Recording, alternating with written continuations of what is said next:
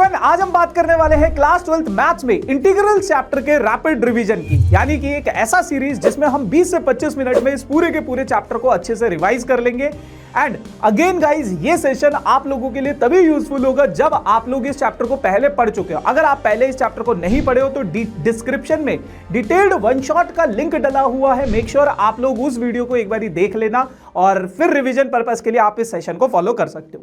तो सबसे पहले अगर मैं इंटीग्रेशन में बात करूं, इंटीग्रेशन या इंटीग्रल्स जो चीजें जो टर्म्स है इनका मतलब क्या होता है, तो इंटीग्रेशन बेटा डिफरेंशिएशन की रिवर्स प्रोसेस को बोला जाता है, या फिर इंटीग्रल्स निकालने की प्रोसेस को इंटीग्रेशन बोला जाता है। जैसे हमने डिफरेंशिएशन में भी पढ़ा था कि डेरिवेटिव निकालने की प्रोसेस को डिफरेंशिएशन बोला जाता है।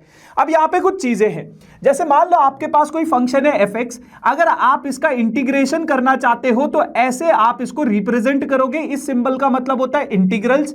जो आपके पास फंक्शन आएगा, जो इसका आंसर आएगा, वही आपके पास क्या होगा, इंटीग्रल होगा। यहां पे c कोई कांस्टेंट होता है और इस फंक्शन को आप लोग इंटीग्रेंड भी बोल सकते हो।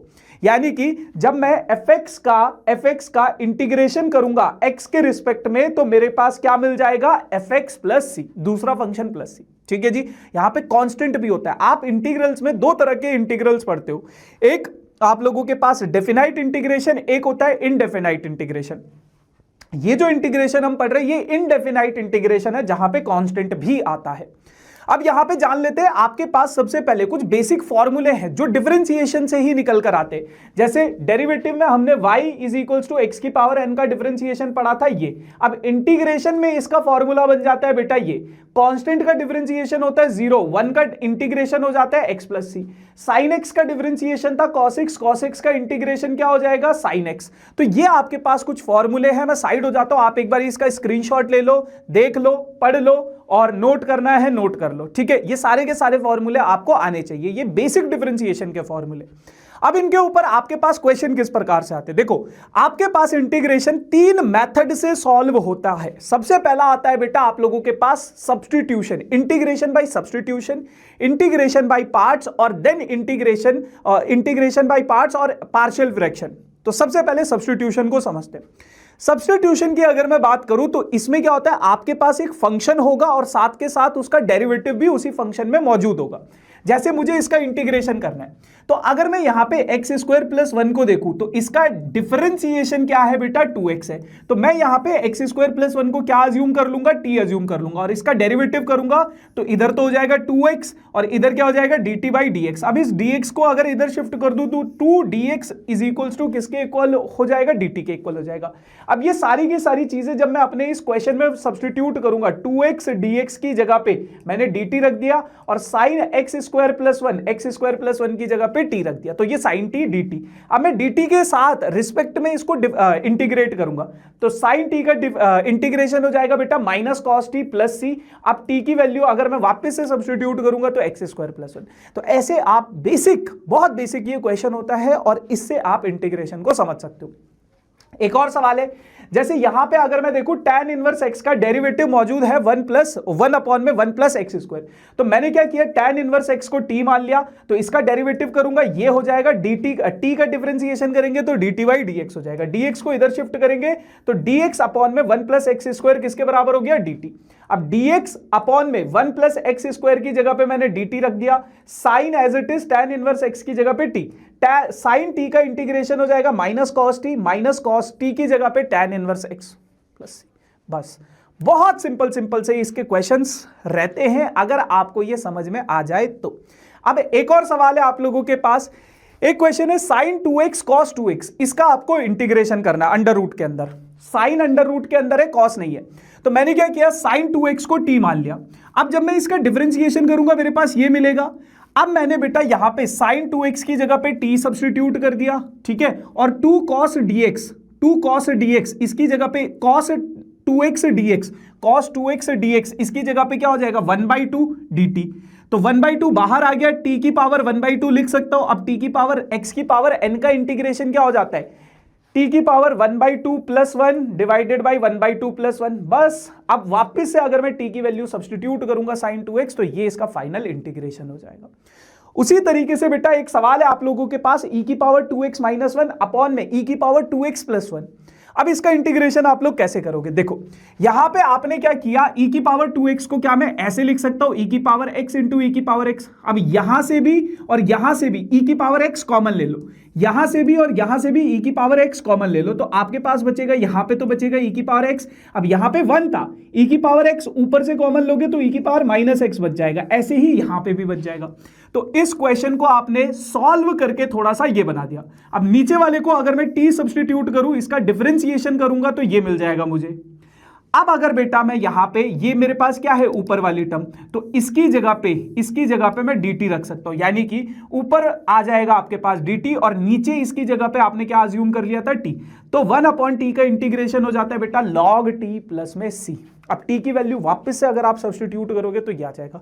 अगेन बेटा अगर आप पहली बार या ये चैप्टर अगर आपको थोड़ा बहुत आता है तो ये सेशन आप लोगों के लिए नहीं है, ये सेशन सिर्फ उन बच्चों के लिए है जो इस चैप्टर को अच्छे से पढ़ चुके हैं और अब सिर्फ और सिर्फ रिवाइज करना चाहते हैं। एग्जाम टाइम पे आप लंबे सेशन देख के रिवीजन नहीं करते हो, एग्जाम टाइम पे आपको कुछ ऐसे सेशन चाहिए जो 15 से 20 मिनट में आपका चैप्टर का रिवीजन करवा दे। तो ये उन बच्चों के लिए, अगर पहली बार पढ़ रहे हो तो कुछ समझ नहीं आएगा। उसके बाद बेटा आप लोगों के पास ये क्वेश्चन है, कह रहे साइन की पावर 3x कॉस की पावर 3x, आपको इसका इंटीग्रेशन करना है। कैसे करोगे? देखो मैंने साइन की पावर 3x को sine square x into sine x लिख दिया, कॉस की पावर 3x को एज इट इज। अब साइन स्क्वायर x को 1 माइनस कॉस स्क्वायर x लिख दिया, ये वाला साइन x यहां पे लिख दिया, कॉस की power 3x as it is. अब इसको इससे भी मल्टीप्लाई करा दिया, इससे भी मल्टीप्लाई करा दिया, तो ये आ गया। अब बेटा मैंने क्या किया, कॉस x को t रख दिया और यहां पे cos x को जब मैंने t रखा तो ये t की पावर 3 हो जाएगा, ये t की पावर 5 हो जाएगा। और जब मैं इसका डिफरेंशिएशन करूंगा तो sin x dx की जगह पे, sin x dx की जगह पे माइनस dt हो जाएगा, माइनस साइन बाहर ले लिया। अब इसका इंटीग्रेशन करूंगा तो t की पावर 4/4, इसका इंटीग्रेशन करूंगा तो t की पावर 6/6। बस माइनस साइन अंदर किया तो ये नेगेटिव पॉजिटिव बन जाएगा और ये पॉजिटिव नेगेटिव बन जाएगा। अब इनकी वैल्यू सब्स्टिट्यूट कर दी, t की वैल्यू, तो बस ये मेरे पास फाइनल आंसर आ गया इसका। ऐसे आप इन क्वेश्चंस को सॉल्व करोगे। अब जैसे ये सवाल है, 1 माइनस कॉस 2x का फॉर्मूला होता है 2 sine square x/2, 1 plus cos 2x का फॉर्मूला होता है ये। अब अगर मैं इन दोनों को डिवाइड कर दूं तो tan स्क्वायर x/2। अब tan स्क्वायर x/2 को मैं लिख सकता हूं सेकंड स्क्वायर x/2 माइनस 1। अब सेकंड स्क्वायर x/2 का इंटीग्रेशन अलग, माइनस 1 का इंटीग्रेशन अलग, इसका इंटीग्रेशन हो जाता है tan x/2 अपॉन में 1/2, इसका डिफरेंशिएशन अपॉन में आ जाएगा और 1 का इंटीग्रेशन हो जाएगा x। बस तो ये इसका फाइनल आंसर हो जाएगा। ठीक है, मान लो अगर आपके पास बेटा कभी ऐसा आ जाता है sin 2x का इंटीग्रेशन मुझे करना है, तो अगर यहां पे x की जगह पे कोई और नंबर आ जाए, जैसे ये x/2 आ गया था, तो sin का इंटीग्रेशन क्या हो जाता है cos 2x, है ना। अब यहां पे डिवाइडेड बाई ये जो 2x है अंदर है, इसका डिफरेंशिएशन भी लिखना होता है, तो इसी कारण से यहां पे 1/2 आया है, इसी कारण से ये यहां पे 1/2 आया है, क्योंकि इसका डिफरेंशिएशन भी आपको लिखना पड़ता है। क्लियर? ठीक है। फिर सेकंड आता है बेटा आप लोगों के पास कुछ पर्टिकुलर फॉर्मूले, कुछ पर्टिकुलर फंक्शन। मान लो कभी आपके पास 1 अपॉन में कोई क्वाड्रेटिक इक्वेशन आ जाए नीचे, या फिर 1 अपॉन में कोई क्वाड्रेटिक इक्वेशन अंडर रूट के अंदर आ जाए, या फिर ऊपर कोई क्वाड्रेटिक इक्वेशन आ जाए अंडर रूट के अंदर, तो कौन से फॉर्मूले लगाओगे? जैसे 1 अपॉन में कोई क्वाड्रेटिक इक्वेशन, 1 अपॉन में कोई क्वाड्रेटिक इक्वेशन, 1 अपॉन में कोई क्वाड्रेटिक इक्वेशन, तो आपके पास कोई भी क्वाड्रेटिक इक्वेशन हो, या तो आप उसको इस फॉर्म में बनाओ, या तो इस फॉर्म में बनाओ, या तो इस फॉर्म में बनाओ, और इनके फॉर्मूले इंटीग्रेशन के ये होते हैं। क्वेश्चन करोगे समझ आ जाएगा। फिर अगर अंडर रूट में कोई 1 अपॉन में अंडर रूट क्वाड्रेटिक इक्वेशन ऐसा आ जाए, तो या तो इस फॉर्म में बनाओ, या तो इस फॉर्म में बनाओ, या तो इस फॉर्म में बनाओ, और इनके फॉर्मूले होते हैं ये। अब बेटा अगर आपके पास ऊपर कोई अंडर रूट क्वाड्रेटिक है, तो या तो इस फॉर्म में बनाओ, या तो इस फॉर्म में बनाओ, या तो इस फॉर्म में बनाओ, और इनके फॉर्मूले होते हैं ये चीजें क्लियर है। अब मान लो कभी कभार ये तो क्या है, ऊपर 1 है नीचे क्वाड्रेटिक है, ऊपर 1 है नीचे अंडर रूट क्वाड्रेटिक है, कभी कभार ऊपर लीनियर और नीचे क्वाड्रेटिक है, ऊपर लीनियर और नीचे अंडर रूट क्वाड्रेटिक आ जाती है, तो उस सिचुएशन में आपको क्या करना है, ऊपर जो लीनियर इक्वेशन है ना उसको a कोई वेरिएबल इनटू क्वाड्रेटिक इक्वेशन जो है उसका डेरिवेटिव प्लस b, इस फॉर्म में लिखना होता है, इस फॉर्म में लिखना होता है। क्वेश्चन एक देख लेते हैं, उससे आपको बहुत सारी चीजें क्लियर हो जाएंगी। जैसे ये वाला क्वेश्चन तो आपके लिए मैं होमवर्क के लिए छोड़ रहा हूं, ये वाला सवाल देखो, इस क्वेश्चन के थ्रू आप पूरा का पूरा ये कॉन्सेप्ट समझ जाओगे। क्या है, आपके पास है बेटा ऊपर x की पावर x+3 और नीचे है क्वाड्रेटिक इक्वेशन। तो कौन सी फॉर्म बन गई, ऊपर लीनियर है और नीचे क्या है, अंडर रूट क्वाड्रेटिक, ये है। तो मैंने आपको बताया था ये जो ऊपर वाली लीनियर इक्वेशन है उसको क्या लिखोगे आप, a इंटू ये जो क्वाड्रेटिक इक्वेशन है इसका डेरिवेटिव प्लस b, ऐसे लिखना है। अब a एज इट इज, ये जो आपके पास क्वाड्रेटिक इक्वेशन है इसका डेरिवेटिव करोगे, 5 का डेरिवेटिव 0, -4x का -4, इसका हो जाएगा -2x। तो अब अगर मैं इसको थोड़ा सिंप्लीफाई करूं तो x+3 किसके बराबर आ गया, इसके बराबर। अब अगर मुझे a और b की वैल्यू पता चल जाए तो बात बन जाएगी। तो मुझे क्या करना है, a और b की वैल्यू निकालनी है। कैसे निकालूंगा मैं, यहां पे अगर x को 0 सब्सटीट्यूट कर दूं, आप x को कुछ भी सब्सटीट्यूट कर सकते हो, कोई इक्वेशन बनेगी, उन इक्वेशन को सॉल्व करना है। जैसे ही मैं x को 0 सब्सटीट्यूट करूंगा तो इधर तो हो जाएगा बेटा, ये तो 0 हो गया, इधर बच गया आपके पास सिर्फ 3, b as it is, a as it is, और ये हो जाएगा 2 इंटू 0 0, तो 4a minus b minus 4a हो जाएगा 3 के बराबर। ये एक इक्वेशन बन गई। अब अगर x को मैं -2 सब्सटीट्यूट कर दूं तो -2 सब्सटीट्यूट करूंगा, यहां पे बचेगा बेटा 1, यहां पे -2 सब्सटीट्यूट करूंगा, ये पूरी की पूरी टर्म 0 हो जाएगी, तो हट जाएगा, तो b का वैल्यू आ गया 1। अब इस 1 को मैं इस इक्वेशन में सब्सटीट्यूट करूंगा तो ये यहां पे 1 - 4a, यहां से आप a की वैल्यू भी निकाल लोगे -1/2। तो a और b की वैल्यूज आपको निकालनी होती है। जैसे ही a और b की वैल्यूज आ जाएगी तो मैंने बोला था ये जो ऊपर लीनियर इक्वेशन है इसको आप क्या किसके इक्वल रखोगे, इसके equal, -a into this -a, या a की जगह पे मैंने a ही लिख दिया, ये माइनस साइन अंदर मल्टीप्लाई करा दिया इससे, ये हो गया, प्लस b है ना, ये जो प्लस b, ये और अपॉन में ये क्वाड्रेटिक इक्वेशन, ठीक है, ये अपॉन में क्वाड्रेटिक इक्वेशन तो एज इट इज। ऊपर जो लीनियर इक्वेशन थी उसको मैंने लिख दिया a, और जो इसका डेरिवेटिव था प्लस b, इस फॉर्म में लिख दिया, और नीचे तो जो क्वाड्रेटिक इक्वेशन है वो एज इट इज। अब इसका अलग इंटीग्रेशन करो, इसका अलग इंटीग्रेशन करो। इधर अगर आप एक तो हमेशा सब्स्टिट्यूशन मेथड से होगा। अगर आप इसको t के बराबर सब्स्टिट्यूट कर दोगे तो इसका डेरिवेटिव क्या हो जाएगा, ये हो जाएगा, और यही चीज ऊपर भी है आपके पास। तो इसकी जगह पे, इस पूरे की जगह पे मैं dt लिख सकता हूं। a तो मैंने बाहर लिख दिया, a तो मैंने इंटीग्रेशन से बाहर लिख दिया, अपॉन में अंडर रूट, इसको मैंने क्या माना था, t माना था, तो इसकी जगह पे t लिख दिया। अब t की पावर -1/2, इसका इंटीग्रेशन करोगे तो इसका इंटीग्रेशन करके आपके पास आ जाएगा ये यानी कि माइनस अंडर रूट के अंदर ये। तो इस पूरी की पूरी टर्म का इंटीग्रेशन हो जाएगा ये। कैसे हुआ है, आपने a की वैल्यू, a सबसे पहले यहां, क्योंकि a की वैल्यू क्या निकाली आपने, -1/2, तो उसको मैंने बाहर निकाल दिया। इसको अगर मैं t सब्स्टिट्यूट करूंगा तो इसका डेरिवेटिव मुझे ऊपर मिल गया, तो बस अब इसका t की पावर -1/2 का इंटीग्रेशन कर सकते हो ना, तो ये आ जाएगा आपके पास, a की वैल्यू सब्स्टिट्यूट करने के बाद ये आ जाएगा आपके पास। बस अब वापस से t की वैल्यू सब्स्टिट्यूट कर दो जो आपने अज्यूम करी थी, ये वाली, बस ये हो जाएगा इसका इंटीग्रेशन। अब ये जो दूसरी टर्म है आपके पास, ये यहां पे देखो, ये कौन सी फॉर्म है बेटा, ये कौन सी फॉर्म है, इसको थोड़ा सा यहां पे समझो, ये है बेटा आप लोगों के पास, ऊपर आपके पास 1 है और नीचे अंडर रूट के अंदर क्वाड्रेटिक, ये वाली फॉर्म है।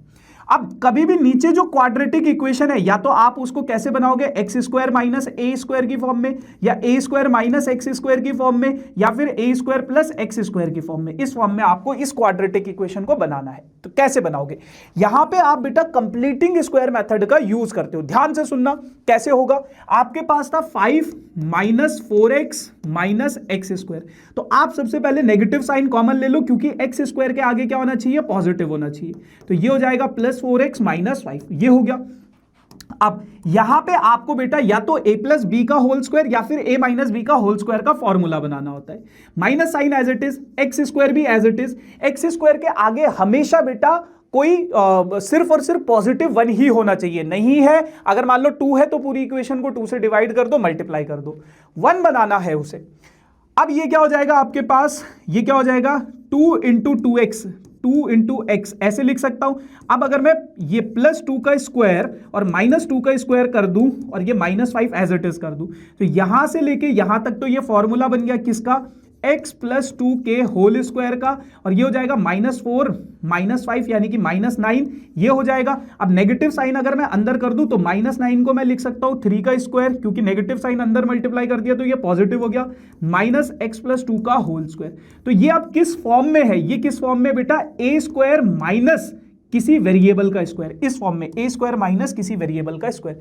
तो मैंने अब बी को तो मैंने बाहर लिख दिया और इसको मैंने चेंज कर दिया, इसको मैंने चेंज कर दिया है, इसको मैंने चेंज कर दिया है किसमें, 9 माइनस एक्स प्लस 2 के होल स्क्वायर में। कैसे किया, ऐसे किया, ठीक है। उसके बाद बेटा अब ये ए स्क्वायर माइनस इसका फॉर्मूला क्या होता है, साइन इनवर्स एक्स अपॉन में ए प्लस सी। बस तो फाइनली इस पूरे के पूरे क्वेश्चन का इंटीग्रेशन हो जाएगा ये हो जाएगा। अब ऐसे ही बेटा ये वाला एक क्वेश्चन है, इसको होमवर्क में आप लोग जरूर करना, ठीक है जी, ठीक है जी। फिर उसके बाद आता है आप लोगों के पास integration by partial fraction. Partial fraction सबसे पहले आप समझो पार्शियल फ्रैक्शन होता किसका है, जो फंक्शंस आपके पास प्रॉपर फ्रैक्शन में होंगे, प्रॉपर रेशनल फंक्शंस होंगे। रेशनल फंक्शन क्या होते हैं, जो p अपॉन क्यू की फॉर्म में होंगे। अब प्रॉपर रेशनल फंक्शन क्या होता है बेटा, जब न्यूमरेटर ऊपर वाले की डिग्री डिनोमिनेटर से कम हो। यहां पे डिग्री क्या है 2, यहां पे डिग्री क्या है 1। तो जब ऊपर वाले की डिग्री नीचे वाले से कम होती है तभी आप पार्शियल फ्रैक्शन का इस्तेमाल करते हो। अगर बेटा किसी दिन ऊपर वाले की डिग्री नीचे वाले की डिग्री के बराबर आ जाए या उससे बड़ी आ जाए, तो ऐसे केस में क्या करना है, आपको पहले डिवाइड करना है नीचे वाले को ऊपर वाले से, उसको प्रॉपर डिवीजन से प्रॉपर रेशनल फंक्शन में बनाना है। इनको बोला जाता है इम्प्रॉपर रेशनल फंक्शन। तो डिवाइड करके आप प्रॉपर रेशनल फंक्शन बनाओगे और फिर पार्शियल फ्रैक्शन यूज करोगे। अब पार्शियल फ्रैक्शन यूज होता कैसे, आपके पास बेटा अगर ये वाला एक्सप्रेशन है कि ऊपर कांस्टेंट है या लीनियर है और नीचे ये है, ये है, नीचे ये है, नीचे ये है, ऐसे अगर एक्सप्रेशन आपके पास बने तो आप इनको इस फॉर्म में ब्रेक कर लेना, इस फॉर्म में ब्रेक कर लेना। सिमिलरली ऐसे है, अगर ऊपर कांस्टेंट, लीनियर या क्वाड्रेटिक कुछ भी है, नीचे x माइनस ए, या फिर एक ऐसा क्वाड्रेटिक इक्वेशन है जिसको आप फैक्टराइज नहीं कर सकते। फैक्टराइज यानी कि जैसे एक्स स्क्वायर प्लस 1 है, इसको आप फर्दर फैक्टराइज नहीं कर पाओगे। एक्स स्क्वायर प्लस 3 है, उसको आप फर्दर फैक्टराइज नहीं कर पाओगे। तो कभी अगर नीचे ऐसा फॉर्म आ जाए तो इस तरीके से आप अपने उस फंक्शन को ब्रेक कर दोगे पार्शियल फ्रैक्शन में। सवाल maths is all about questions के थ्रू ही आप चीजों को समझ सकते हो। अब जैसे एक ये क्वेश्चन है, आपको इसका इंटीग्रल निकालना है। सबसे पहले मैंने थोड़ी देर के लिए क्या किया, साइन फाई को मैंने x सब्सटीट्यूट कर दिया। अब अगर मैं इसका डेरिवेटिव देखूंगा तो cos 5 d phi is equals to dx। अब अगर मैं यहां पे इसकी जगह पे x लिख दिया -2 as it is cos phi d phi, इस पूरे की जगह पे मैंने क्या लिख दिया, dx लिख दिया। नीचे क्या है cos स्क्वायर को मैं लिख सकता हूं 1 माइनस साइन स्क्वायर, और साइन स्क्वायर की जगह पे एक्स स्क्वायर, ठीक है, और साइन की जगह पे x। इसको थोड़ा सिंप्लीफाई करने के बाद मेरे पास ये क्वेश्चन ऐसा बन गया, अब नीचे मेरे पास एक क्वाड्रेटिक इक्वेशन थी, उस क्वाड्रेटिक इक्वेशन को थोड़ा मैंने सॉल्व किया तो मेरे पास ये बन गया। अब ये कौन सी फॉर्म है बेटा, ये है बेटा आपके पास ये वाली फॉर्म। तो आप इसको पार्शियली कैसे ब्रेक कर दोगे, a upon x minus 2 plus b upon x minus 2 का होल स्क्वायर। अब यहां पे अगर मैं ये पूरा का पूरा फंक्शन इसके बराबर है तो इन दोनों को एलसीएम लेके सॉल्व करोगे। a को किससे मल्टीप्लाई कराओगे, x माइनस 2 के होल स्क्वायर, x माइनस 2 से, और b को किससे, मतलब इनका एलसीएम लोगे तो ये आ जाएगा, b किसी से मल्टीप्लाई नहीं होगा, ये इससे नीचे आ जाएगा x माइनस 2 का होल स्क्वायर।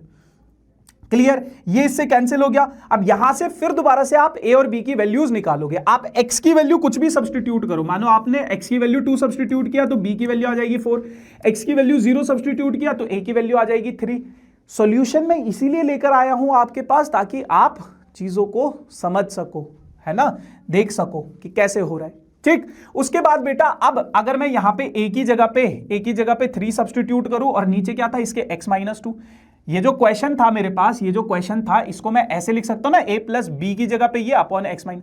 अब इसका इंटीग्रेशन अलग करना पड़ेगा, तो ये क्या है, 3 तो बाहर आ गया, 1 अपॉन में t या फिर 1 अपॉन में x, इसका इंटीग्रेशन क्या होता है, log x हो जाता है। तो ये इसका इंटीग्रेशन हो गया सिंपल।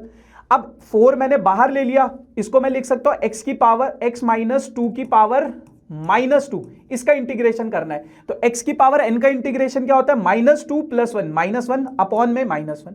तो बस अब इसका इंटीग्रेशन करोगे तो ये आ जाएगा। ये आपके पास फाइनल आंसर आप लिख सकते हो। बाकी अगर आप 2 माइनस साइन कॉमन ले लो तो ये बन जाएगा 2 माइनस साइन फाई, यहां पे भी बन जाएगा 2 माइनस साइन फाई। अब क्योंकि यहां पे लॉग के साथ मॉड लगता है तो ये हट भी जाएगा तो कोई फर्क नहीं पड़ेगा, ये माइनस माइनस प्लस हो जाएगा और ये फाइनल आंसर आपके पास ऐसा भी हो जाएगा। इतना भी लिखोगे तो भी सही आंसर है। क्लियर, बाकी नीचे बस मैंने यहां से भी नेगेटिव साइन कॉमन लिया, यहां से भी नेगेटिव साइन कॉमन लिया, बस इतना ही हुआ है। एक और सवाल देखते हैं और बहुत प्यारा क्वेश्चन है ये, बहुत प्यारा क्वेश्चन है। आपके पास ये क्वेश्चन है, आपको इसको इंटीग्रेट करना है। आपने तुरंत पकड़ लिया यहां पे क्या है, एक्स स्क्वायर प्लस 1 है, यानी कि कांट फैक्टराइज वाला टर्म है। तो इसका पार्शियल फ्रैक्शन होता है बेटा ये a अपॉन में ये प्लस बी एक्स प्लस सी अपॉन में ये। अब इसको मैं अगर फर्दर ब्रेक करूं, a के नीचे तो ये है, bx के नीचे भी आएगा ये और c के नीचे भी आएगा ये, ऐसा कर दिया। अब इसका इंटीग्रेशन अलग करना, इसका अलग करना और इसका अलग इंटीग्रेशन करना। उसके लिए बेटा आपको a, b और c की वैल्यूज पता होनी चाहिए। अब a, b और c की वैल्यूज कैसे पता होगी आपके पास, जब आप इनको सॉल्व करोगे, इधर उधर एलसीएम लेके सॉल्व करोगे। देखो यहां पे मैं एलसीएम नहीं बता सकता क्योंकि यहां पे हम इंटीग्रेशन का रैपिड रिवीजन कर रहे हैं, तो ये बेसिक चीजें आपको आनी चाहिए। वैसे तो आपको इंटीग्रेशन भी आना चाहिए, है ना। चलो, तो जब आप इसको फर्दर एलसीएम लेके इधर उधर मल्टीप्लाई करके सॉल्व करोगे तो आपके पास ये इक्वेशन बनेगी, अब x की -2 वैल्यू सब्स्टिट्यूट करोगे तो a की वैल्यू आएगी 3/5, x की वैल्यू 0 सब्स्टिट्यूट करोगे तो c की वैल्यू आएगी 1/5। देखो कैलकुलेशन भी देख सकते हो आप कैसे हो रही है। x की वैल्यू -1 सब्स्टिट्यूट करोगे तो b की वैल्यू आएगी 2/5। तो a की वैल्यू आपने 3/5 सब्स्टिट्यूट की, b की वैल्यू आपने 2/5 सब्स्टिट्यूट की, c की वैल्यू 1/5 सब्स्टिट्यूट करी। अब ये क्या हो जाएगा, 1 अपॉन में x का इंटीग्रेशन क्या हो जाता है, log x। तो इसका इंटीग्रेशन तो ये हो गया। यहां पे क्या है, x dx अपॉन में x स्क्वायर प्लस 1। तो x स्क्वायर प्लस 1 को t सब्स्टिट्यूट करूंगा तो इसका इंटीग्रेशन बाय सब्स्टिट्यूशन मेथड होगा। तो इसका इंटीग्रेशन जब आप बाय सब्स्टिट्यूशन करोगे तो ये आ जाएगा। उसी तरीके से ये कैसी फॉर्म बन रही है, ये 1 अपॉन में क्वाड्रेटिक है, यानी कि 1 अपॉन में कैसा क्वाड्रेटिक, एक्स स्क्वायर प्लस ए स्क्वायर। इसका फॉर्मूला होता है 1 अपॉन में ए कितना है 1/5 तो पहले से ही था, 1 अपॉन में ए tan इनवर्स एक्स। या फिर आप इसको ऐसे भी समझ सकते हो कि ये तो tan इनवर्स एक्स का ही फॉर्मूला है, डायरेक्ट फॉर्मूले से भी समझ सकते हो। तो बस इसका इंटीग्रेशन आ गया ये, इसका इंटीग्रेशन आ गया ये, इसका इंटीग्रेशन आ गया ये। तो फाइनली इस क्वेश्चन का इंटीग्रेशन हो जाएगा आपके पास ये। तो पार्शियल फ्रैक्शन के ऊपर थोड़ा लेंदी क्वेश्चन आता है क्योंकि इसके स्टेप्स और इसके मार्क्स भी ज्यादा होते हैं, 5 मार्क्स का क्वेश्चन आता है फिर ये, ठीक है जी। तो ये पार्शियल फ्रैक्शन। अब अगर मैं बात करूं बाई पार्ट्स की, बाई पार्ट्स में क्या होता है, जब दो फंक्शन आपके पास मल्टीप्लाई होते हैं, तो दो फंक्शन अगर आपके पास मल्टीप्लाई होंगे u और v, तो आप किसी एक को फर्स्ट फंक्शन मानोगे, किसी एक को सेकंड फंक्शन मानोगे। लेकिन कैसे मानोगे, आइलेट के हिसाब से। i का मतलब इनवर्स ट्रिग्नोमेट्रिक फंक्शन, l का मतलब लॉगरिथमिक फंक्शन, a का मतलब अलजेब्राइक फंक्शन, t का मतलब ट्रिग्नोमेट्रिक फंक्शन, e का मतलब एक्सपोनेंशियल फंक्शन। अब इधर की डायरेक्शन में जाते हुए जो पहले आएगा वो फर्स्ट फंक्शन, जो बाद में आएगा वो सेकंड फंक्शन। जैसे मान लो आपके पास है e की पावर x sin x, तो e की पावर x क्या आ रहा है, लास्ट में आ रहा है, और साइन यानी कि ट्रिग्नोमेट्रिक फंक्शन, वो ट्रिग्नोमेट्रिक फंक्शन क्या हो जाएगा आपके पास, e की पावर x यहां पे सेकंड फंक्शन हो जाएगा, है ना, और साइन x क्या हो जाएगा आपके पास, फर्स्ट फंक्शन हो जाएगा।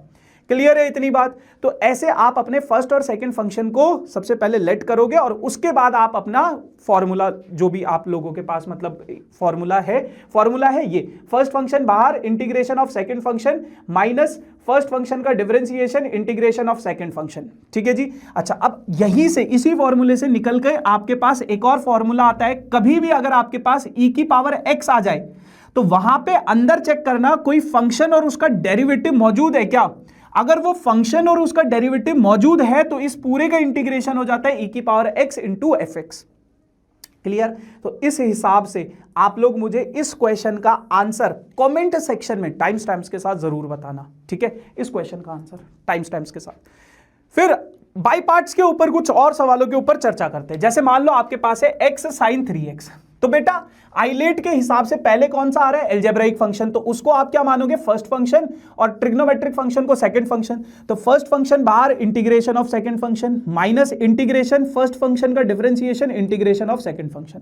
sin 3x का डिफरेंशिएशन इंटीग्रेशन करोगे तो ये आएगा, इसका डिफरेंशिएशन 1 होता है, sin 3x का इंटीग्रेशन करोगे तो ये आएगा, माइनस माइनस प्लस हो जाएगा, फिर cos 3x का फिर दोबारा से इंटीग्रेशन अगर आप करोगे तो ये आएगा। तो बस आफ्टर सिंप्लीफिकेशन ये है। बाई पार्ट्स सबसे ज्यादा इजी है, सबसे ज्यादा इजी है, बट कुछ सवाल आपको परेशान भी कर सकते हैं, जैसे ये है।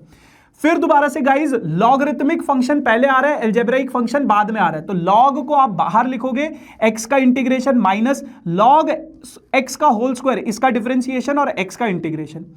x का इंटीग्रेशन करोगे x स्क्वायर अपॉन 2 आएगा, इसका डिफरेंशिएशन करोगे 2 log x और फिर log x का 1/x चेन रूल के हिसाब से, ठीक है जी। अच्छा, फिर इसका इंटीग्रेशन करोगे तो x² 2, ये इससे कैंसिल हो जाएगा, इस x से ये मत काट देना, ये log के अंदर है x, ठीक है। 2 से 2 कट गया, तो आफ्टर सिंप्लीफिकेशन ये वाली टर्म जो है, ये वाली टर्म जो है ये आ गई, ये आ गई। अब यहां पे फिर दोबारा से इंटीग्रेशन का साइन आ रहा है और दो फंक्शन मल्टीप्लाई हो रहे हैं, तो फिर दोबारा से बाई पार्ट्स लगेगा। log आएगा बाहर, x का इंटीग्रेशन माइनस log का डिफरेंशिएशन 1/x, x का इंटीग्रेशन, फिर उसके बाद बेटा ये तो टर्म एज इट इज रहेगी, log x as it is, x का इंटीग्रेशन हो जाएगा x² 2, 1/x as it is, x का इंटीग्रेशन हो जाएगा x² 2, जो कट रहा है काटो। आफ्टर सिंप्लीफिकेशन आपके पास ये इसका आंसर बच जाएगा, ठीक है। अब ऐसे ही ये क्वेश्चन आप लोगों के लिए होमवर्क में है, सॉल्यूशन इसीलिए मैं लेकर आया हूं, साथ के साथ नोट करते चलना, देखते चलना। बाकी इसका पीडीएफ भी आपको डिस्क्रिप्शन में मिल जाएगा, ठीक है जी। चलो, अब उसके बाद आप लोगों के पास आता है last definite integration. Definite integration में क्या होता है कि आपके पास लिमिट्स लग जाती है ए से बी तक, ए से लेके बी तक मुझे अपने किसी फंक्शन को इंटीग्रेट करना है। तो इसमें जो आपका आंसर आएगा वो कोई कांस्टेंट टर्म आएगी, मतलब कुछ कांस्टेंट आंसर आएगा आपके पास। इसमें आपका प्लस सी नहीं आता, जैसे इनडेफिनाइट इंटीग्रेशन में प्लस सी भी आ रहा था ना, इसमें प्लस सी नहीं आता है। तो ये इसकी कुछ प्रॉपर्टीज है बेटा, ये आप प्रॉपर्टीज एक बारी नोट कर लो। सबसे ज्यादा इंपॉर्टेंट प्रॉपर्टी ये दोनों है।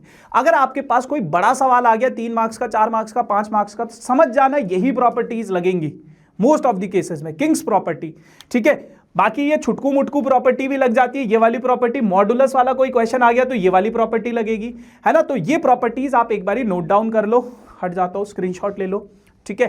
तो ये सभी प्रॉपर्टीज आपको पता होनी चाहिए, स्पेशली 3rd और 4th वाली प्रॉपर्टी, ठीक है जी। चलो, अब सवाल कैसे आता है? सवाल आता है आपके पास a से b में इंटीग्रेट करो, ये फंक्शन है। मैंने सबसे पहले अपने इस फंक्शन को थोड़ा सिंप्लीफाई किया, tan की जगह पे sin अपॉन cos x रखा, इधर उधर भेज के सिंप्लीफाई किया, तो मेरे पास आफ्टर सिंप्लीफिकेशन ये आ गया। अब मैंने क्या कहा, a से लेके b तक, a से लेके b तक fx, अगर मैं इसको इंटीग्रेट करता हूं तो ये वाली प्रॉपर्टी यूज कर लेता हूं, ठीक है। तो a plus b minus x ये हो जाएगा। तो जहां जहां पे x है वहां वहां पे आप a प्लस बी, जहां जहां पे x है वहां वहां पे a plus b minus x लिख दो, a plus b minus x लिख दो, a प्लस साइन के साथ भी a plus b minus x लिख दो। अब देखो π/3 प्लस π/6 क्या हो जाएगा, π/2, तो cos π/2 minus x, cos π/2 minus x, sin π/2 minus x. cos π/2 minus x क्या होता है, sin x होता है। cos π/2 माइनस एक्स क्या होता है, sin x। sin π/2 minus x क्या होता है, cos x। ये भी i के इक्वल है, ये भी i के इक्वल है। अगर मैं इन दोनों i को ऐड कर दूं तो i प्लस i क्या हो जाएगा, 2i हो जाएगा। और अगर आप इन दोनों को ऐड करोगे तो देखो डिनोमिनेटर सेम है, न्यूमरेटर आपस में ऐड हो जाएगा, तो ये आ जाएगा। तो ऊपर और नीचे सेम आ गया तो कट गया। अब यहां पे बचा 1 का इंटीग्रेशन हो जाएगा x, upper limit minus lower limit, ये आ जाएगा। ये किसके बराबर है, 2i के इक्वल। तो i की वैल्यू क्या हो जाएगी, π/12। हमें i की वैल्यू निकालनी थी, है ना। तो i की वैल्यू क्या आ जाएगी, π/12, ठीक है जी। तो ऐसे आप अपने इन क्वेश्चंस को सॉल्व करोगे। एक और सवाल आप लोगों के पास डेफिनाइट इंटीग्रेशन से, बहुत प्यारा सवाल है, 0 से π/2 log sin x dx को इंटीग्रेट करना। ध्यान से सुनना, आपने सबसे पहले किंग्स प्रॉपर्टी लगाई, आपने x की जगह पे x की जगह पे π/2 माइनस एक्स लिख दिया, मतलब a माइनस एक्स लिख दिया। तो π/2 माइनस एक्स क्या हो जाता है, cos x हो जाता है। अब ये i के बराबर था, ये भी i के बराबर था, ये भी i के ही बराबर होगा। एक i ये है, एक i ये है, दोनों i को मैं ऐड कर देता हूं, तो i प्लस i क्या हो गया, 2i हो गया। तो इधर क्या हो जाएगा, log sin x plus log cos x हो जाएगा। अब log m plus log n की प्रॉपर्टी क्या होती है, log m इंटू n होता है। अब अगर यहां पे कहीं पे 2 होता तो sin 2x का फॉर्मूला बन जाता। तो मैंने 2 से मल्टीप्लाई कर दिया, 2 से डिवाइड कर दिया, 2 से मल्टीप्लाई कर दिया, 2 से डिवाइड कर दिया। तो ये ऊपर क्या बन गया, sin 2x, नीचे क्या बन गया, 2। अब log m अपॉन n क्या होता है, log m minus log n होता है। अब इसका इंटीग्रेशन तो अलग से मैं कर लूंगा, इसका इंटीग्रेशन तो अलग से मैं कर लूंगा, ठीक है। इसका इंटीग्रेशन अलग से समझाता हूं, इसको देखो थोड़ी देर के लिए, इसका इंटीग्रेशन अलग से करेंगे। अब इसका इंटीग्रेशन अलग से आप कैसे करोगे, देखो सबसे पहले तो 2x को थोड़ी देर के लिए, 2x को थोड़ी देर के लिए t मान लो। अब 2x को थोड़ी देर के लिए t मानोगे तो 2 dx dt, तो dx की वैल्यू क्या आ जाएगी, dt/2। तो ये मैंने इसको सब्स्टिट्यूशन करके ये बना दिया है। अब एक और चीज याद रखना बेटा, जब भी आप डेफिनाइट इंटीग्रेशन में सब्स्टिट्यूशन करोगे तो जो पहले लिमिट थी 0 और π/2 वो भी चेंज हो जाती है। कैसे? जब x 0 था तो t भी कितना होगा? 0 होगा। जब x π/2 था तो t कितना हो जाएगा? पाई हो जाएगा, क्योंकि यहां पे सब्स्टिट्यूट करके t की वैल्यू निकालोगे। जब x की जगह पे पाई रखोगे तो t कितना हो जाएगा? π/2 रखोगे x की जगह पे तो t कितना हो जाएगा? पाई हो जाएगा। तो अब ये क्वेश्चन बन गया आपके पास 0 से पाई log sin t dt, ये बन गया सवाल। अच्छा, अब अगर बेटा कोई फंक्शन अगर आपके पास f of 2a minus x x के इक्वल आ जाए तो log sin 2a minus T, 2a minus T, 2a क्या है यहां पे बेटा? a है ये, तो 2 पाई माइनस टी वो इसके बराबर अगर आ जाए तो आपका फंक्शन जो होगा आप उसमें ये वाली प्रॉपर्टी लगा सकते हो। तो बस वही प्रॉपर्टी मैंने लगाई है यहां पे। 2a अगर पाई है, 2a अगर पाई है तो a क्या हो जाएगा? π/2 हो जाएगा। 2 से 2 कटा, sine t log sine t d t. अब t की जगह पे अगर मैं x लिखूंगा तो dt की जगह पे dx बन जाएगा, और ये क्या है आपके पास? i के इक्वल है। तो इसका इंटीग्रेशन इसके बराबर आ रहा था, तो इसकी जगह पे मैंने क्या लिख दिया? i ही लिख दिया, क्योंकि ये वही तो है, ये यही तो है। अब बस इसका इंटीग्रेशन log 2 तो कांस्टेंट टर्म है तो log 2 बाहर आ गया। अब यहां पे बचा 1 का इंटीग्रेशन करोगे तो x 0 से π/2 तक इंटीग्रेट कर दो। अब ये i इधर आ जाएगा तो 2i माइनस i क्या हो जाएगा? i हो जाएगा। और यहां पे बचेगा बेटा ये, तो इसका इंटीग्रेशन बस upper limit minus lower limit करके, तो फाइनल आंसर इसका आ जाएगा ये। बहुत प्यारा सवाल है, बहुत प्यारा सवाल है। ऐसे सवाल एग्जाम्स में आते हैं। अगेन गाइज, आप लोगों को अगर कुछ समझ में नहीं आ रहा तो समझ जाओ आपको इंटीग्रेशन नहीं पढ़ा है आपने, क्योंकि ये सेशन सिर्फ उन बच्चों के लिए जो पहले पढ़ चुके हैं इस चैप्टर को। ठीक है जी, चलो अब उसके बाद बेटा आप लोगों के पास एक सवाल है, ये इंटीग्रेशन से 0 से π/4 तक इस टर्म को इंटीग्रेट करना है। मैंने क्या किया, ऐसे सवालों में ना जो यहां पे है आपके पास आप उसी से ऐड कर दो और सब्ट्रैक्ट भी कर दो। तो 9 + 16 क्या हो जाएगा? 25 हो जाएगा। और ये माइनस ये 16 अगर मैं यहां से कॉमन ले लूं -16, तो यहां पे बचेगा बेटा 1, यहां पे बचेगा माइनस साइन 2x। अब बेटा यहां पे 1 की जगह पे मैं sin square x plus cos square x लिख सकता हूं, और sin 2x की जगह पे 2 sin x cos x लिख सकता हूं। 25 को मैंने लिख दिया 5 का स्क्वायर, 16 को लिख लिया मैंने 4 का स्क्वायर। तो ये बन गया मेरे पास 5 स्क्वायर माइनस 4 स्क्वायर, और अंदर मेरे पास एक फॉर्मूला बन गया sin x minus cos x का होल स्क्वायर। अब बेटा ऐसा करने पे अगर मैं इस पूरी की पूरी टर्म को t सब्स्टिट्यूट कर दूं तो बेटा इसका डिफरेंशिएशन मुझे ऊपर मिलेगा। तो cos x plus sine x dx किसके बराबर हो जाएगा? dt/4। तो बस ये 1/4 मैंने बाहर ले लिया -4 से। अच्छा, अब लिमिट्स भी चेंज हो जाएगी, वो यहां पे देखो है ना। अगर बेटा आप x से t में चीजों को चेंज कर